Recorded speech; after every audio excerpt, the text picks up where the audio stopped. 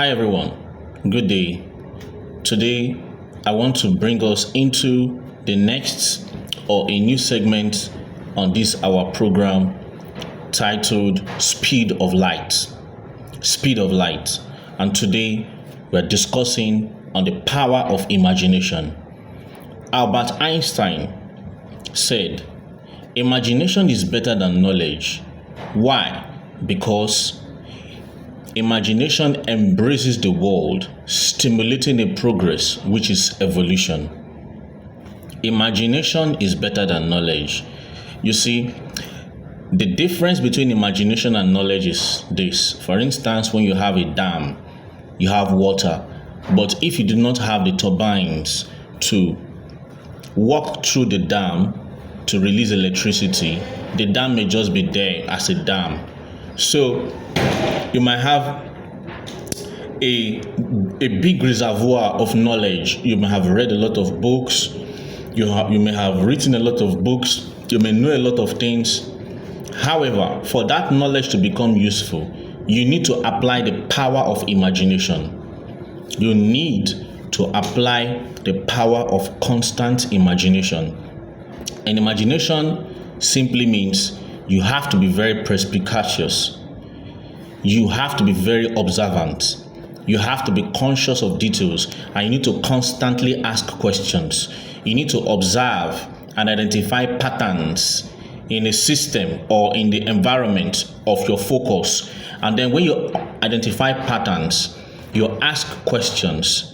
And when you ask these questions, you now begin to meditate. You now begin to apply your imaginative faculties using the knowledge that you have gathered to try to pave through the brick wall that is stopping you from getting to the other point, where you may find the answers to the questions that you ask. It's not a 1 minute thing, it's not a 1 hour thing, it's not a daily thing. Sometimes it takes days, weeks, months. You constantly ask questions. You continue to apply your imaginative faculties, and you begin to gather the new information that you get while in this process of imaginative inquiries. And you may be very surprised. One day you may hit what is called the critical point, where suddenly fresh ideas will start to drop into your spirit man, and when you jot them down in your mind and begin to open them up, you might just come up with new level of ideas that will now form a new knowledge that may turn the former knowledge into obsoleteness.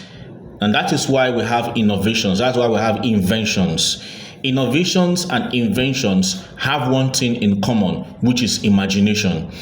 When you stop applying constantly and consistently applying your powers of imagination, I believe that is where growth. At that point, you may not be running at that speed that you're expected to run.